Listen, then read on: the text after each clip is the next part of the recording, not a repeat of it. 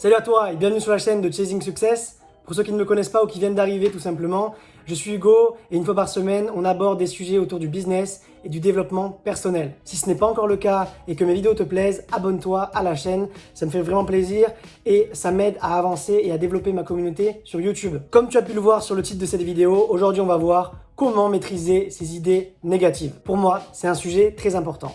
Dans le développement personnel, on va toujours aborder le thème de la pensée positive. On va toujours vous donner des techniques pour réussir à penser positivement, relativiser, etc. Mais on ne parle pas assez de la pensée négative, de son impact, de ses bienfaits et aussi de comment maîtriser et s'en servir. Ce qu'on va voir aujourd'hui, ça va être tiré de mon expérience personnelle, de ce que j'ai pu lire dans plusieurs livres, mais également un en particulier qui s'appelle L'art subtil de s'en foutre de Mark Manson. Il est disponible sur YouTube en audio, je vous mettrai le lien dans sa description, il est incroyable. Dans son livre, il aborde le sujet de la pensée négative comme un phénomène totalement naturel. Et pour les personnes qui ont l'habitude de toujours penser négativement, qui se pensent uniques et qui ont l'impression d'avoir des problèmes plus gros que tout le monde, arrêtez, c'est pas le cas. On a tous des problèmes, on a tous des pensées négatives et c'est totalement normal. Il y a des jours avec, il y a des jours sans. Il faut savoir aussi que le positif émane parfois du négatif. Après cette petite introduction, on va pouvoir aborder deux points importants.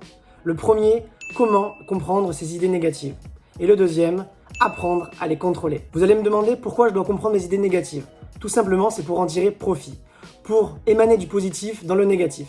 Si jamais vous commencez à être sur un sujet et à penser négativement jour et nuit, vous allez en faire une montagne et ça va devenir terrible. Vous allez aggraver la situation en pensant négativement à votre problème et au final, vous allez avoir de réels ennuis. Les comprendre va vous permettre de pouvoir prendre du recul et de désamorcer la situation. Il va falloir que vous vous concentriez et que vous essayiez de trouver la source. Trouvez la source et vous trouverez des réponses. On parle ici de problèmes qui peuvent être simples ou beaucoup plus profonds. C'est pour ça que trouver la source, c'est très important. La meilleure manière de trouver la source de votre problème ou de votre idée négative est de vous poser les bonnes questions. Le fait de vous questionner va vous mettre dans un schéma mental de réflexion et vous obtiendrez donc des réponses à vos questions. Ce n'est pas pour rien qu'on dit que la nuit porte conseil, c'est tout simplement si avant de vous coucher vous vous posez la bonne question, et votre subconscient va travailler toute la nuit à votre place et le matin, vous aurez naturellement la réponse. Servez-vous de votre esprit, servez-vous de votre subconscient. Apprenez à exploiter ces rouages. On en parlera dans une autre vidéo. Vous devez savoir que les idées négatives arrivent généralement dans de grandes périodes de fatigue, que ce soit chronique ou intellectuelle. À partir du moment où vous en avez conscience, vous allez pouvoir dédramatiser le sujet et vous dire que simplement c'est dû à la fatigue et que demain ça ira mieux. Je voudrais également vous parler d'un certain type d'idées négatives que j'appelle les mirages. Les mirages apparaissent quand vous faites une fixette sur une idée et que vous accumulez les idées négatives. Vous en faites au final une montagne et vous avez déjà créé un monstre. Comment faire pour le désamorcer? Tout simplement, toujours garder en tête que les mirages existent, que c'est à cause de la fatigue et il faut se concentrer sur l'aspect positif du problème ou de la situation. De ce fait, vous allez ralentir la croissance de ce monstre que vous êtes en train de créer. Donc c'est très important, désamorcer la bombe avant qu'il ne soit trop tard. Gardez toujours en tête que ce n'est pas réel. On contrôle ce qui est réel et on contrôle surtout le fait de penser positivement ou négativement. Travaillez-le et il faut que ça devienne vraiment un système de pensée naturel. Deuxième partie de cette vidéo, comment contrôler ces idées négatives et surtout éviter d'en avoir. Quelque chose que vous devez toujours avoir en tête, c'est que les croyances émanent toujours des actions. Voici un petit exemple pour que vous compreniez un petit peu ce que je viens de vous dire. À chaque fois que vous vous comportez mal, ou alors que vous parlez sur quelqu'un, que vous êtes méchant ou que vous allez simplement à l'encontre de vos valeurs, vous produisez du négatif. Ce négatif va produire des idées négatives et vous mettre dans un mauvais mood. Faites très attention à tout ce que vous dites.